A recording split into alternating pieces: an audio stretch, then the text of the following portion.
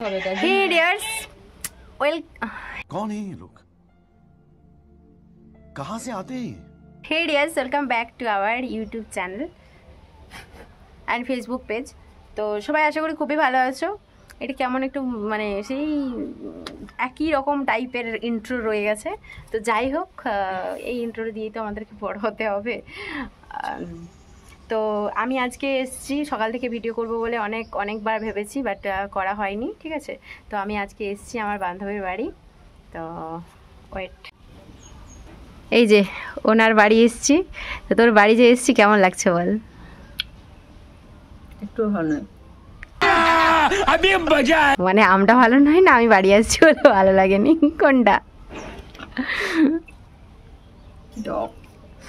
ইস, ও দেখানাই হয়নি। এই যে ওই যে আম গাছটা, ঠিক আছে, ওখানে আবার আমার ওড়না ঝুলছে। যাই হোক, ওই যে আম গাছটার আম আই থিঙ্ক দেখতে পাচ্ছ একটা। তো ওখানে যে আম গাছটা আছে, আর সেইখান থেকে একটা আম পেড়ে আমরা কেটেছি খাওয়ার জন্য। তো সত্যি কথা বলতে কার কার জিভে জল আসছে বলো? আমার তো আসছেই। তো তোমরা আজকে সাথে থাকো, তোমাদেরকে আমি একটা ভিডিও দেব আজকে, যে আমার ছোটোবেলা থেকে কোথায় বড় হওয়া, ঠিক আছে, কোথায় কোন জায়গায় কিভাবে, মানে এই জায়গায়ই বড় হয়েছি। এই যে আমার স্কুল লাইফের ফ্রেন্ড, ঠিক আছে। তো চলো একটু খাওয়া যাক। তো আমটা হচ্ছে ভীষণ পরিমাণে টক ছিল। তো ওর বাড়িতে আম খেয়ে দিয়ে আমরা বেরিয়ে পড়লাম আমার মামা বাড়ির উদ্দেশ্যে। ওখান থেকে বেশিটা ডিস্টেন্স নয়, প্রায় 2 থেকে 3 মিনিটের রাস্তা। সেই অনেকটা যখন ছোট্ট ছিলাম তখন থেকে আমি মামা বাড়িতে মানুষ হয়েছি। আর ওই যে দেখতে পাচ্ছ ছোট্ট বাড়িটা, ওই বাড়িটাতে তখন আমি থাকতাম। সেই যখন আমার 2 বছর বয়স তখন থেকে আমি মামা বাড়ি চলে আসি, মানে আমার দিদান আমাকে নিয়ে চলে আসে আমার মামা বাড়িতে। তো যেহেতু আমার বোন ছিল, বোন থাকতো বাড়িতে। আর এটা হচ্ছে আমার মা। আর একে তো সবাই চেনো, এটা হচ্ছে আমার বোনের ছেলে। আর ওই দিকে যে দাঁড়িয়ে আছে সে হচ্ছে মিষ্টি রানী। আজকে হচ্ছে আমাদের বাড়ি যাওয়ার দিন। আমি এসেছিলাম প্রায় কাল সন্ধেবেলা। তো আজ দুপুরটুকু থাকতে হয়েছিল, তারপরেই আমাকে বাড়ির জন্য রেডি হতে হয়ে গেছিল।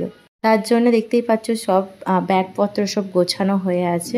তো চলো, যেই মানুষগুলো আমাকে ছোট্টবেলা থেকে মানুষ করলো তাদের দেখাই। এইটা হচ্ছে আমার দিদা। দেখেছো ক্যামেরাটা ঘোরাতেই কেমন হাসিটা দিয়ে দিল। এই ছোট্ট ছোট্ট আবদার সব কিছুর ছিল কিন্তু এই মানুষটার কাছে। এখন তো অনেকটা বয়স হয়ে গেছে এবং শরীরটাও খারাপ। জানেন, এই কিছুদিন আগে ব্রেন, মানে মাথার যে ব্রেনটা আছে সেটা অপারেশন হলো। অনেকটা পরিমাণে শরীর খারাপ হয়ে গেছিলো, কিন্তু এখন মোটামুটি যাই হোক সুস্থ আছে। তো এটা দেখলেই ভালো লাগে আর কি, যে এখনও সুস্থ আছে, ভালো আছে। দেখতে পাচ্ছ দিদার চুলগুলো একদম ছোট্ট ছোট্ট করে কাটা, কারণ এই কিছুদিন আগেই অপারেশন হয়েছে এবং চুলগুলো তখন সব কাটতে হয়েছিল। আগে যখন আমার দিদাকে দেখতাম, দিদার সেই কোমর পর্যন্ত চুল, সেটাকে বিনুনি করে করে খুব সুন্দরভাবে যত্ন করে রাখতো এবং আমাকেও বলতো আয় তোর চুলগুলো বিনুনি করে দিই। সত্যি সেই ছোটোবেলাটা অসম্ভব সুন্দর ছিল। আর এটা হচ্ছে আমার দাদু। ওনার কথা আর কি বলবো, তো অনেকটা পরিমাণে বয়স হয়ে গেছে। সেই যে স্কুলে যাওয়ার আগে দাদু 2 টাকা দাও, এই জিনিসটা ভাবলেই যেন কেমন ইমোশনাল হয়ে যায়। দাদু বলতো এই 2 টাকা করে যদি তুই জমাতিস তাহলে কত টাকা হতো তুই জানতিস? হয়তো অনেক টাকাই হতো, দাদু হয়তো ভালোর জন্যই বলতো। তো তারপর বাড়ির উদ্দেশ্যে আমি বেরিয়ে পড়লাম। যেতে যেতে বোনের বাড়িও পড়বে, ওদের বাড়িতে একটু দেখা করব, তারপরে দেন আমি বাড়ি যাব। দেখো কত বাদাম গাছ হয়েছে। আমার মেয়ে এখন ডক্টর হয়েছে। না, চেক করো প্রেশারটা আমার, তারপরে আমরা হার্টবিটটা চেক করো। আমার ডক্টর হয়েছে নাকি, আমাকে এখন চেক আপ করছে। করো না চেক আপ, করতে মায়ের নিচে কর। হ্যাঁ, আমাকে চেক আপ করো, আমাকে চেক আপ করো।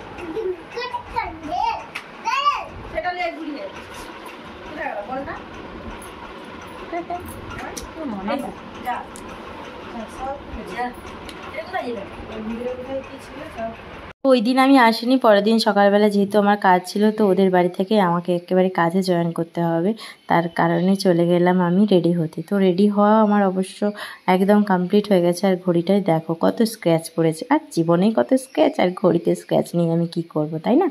তো এখানে বোন ঘুগনি করেছিল, তাই দিয়ে খেলাম। তো এখানে আমি তোমাদেরকে দেখানোর চেষ্টা করছিলাম আজকে আমার সকাল থেকে কয়তো পা হাঁটা হলো, প্রায় 91 স্টেপ। তো আর বাবার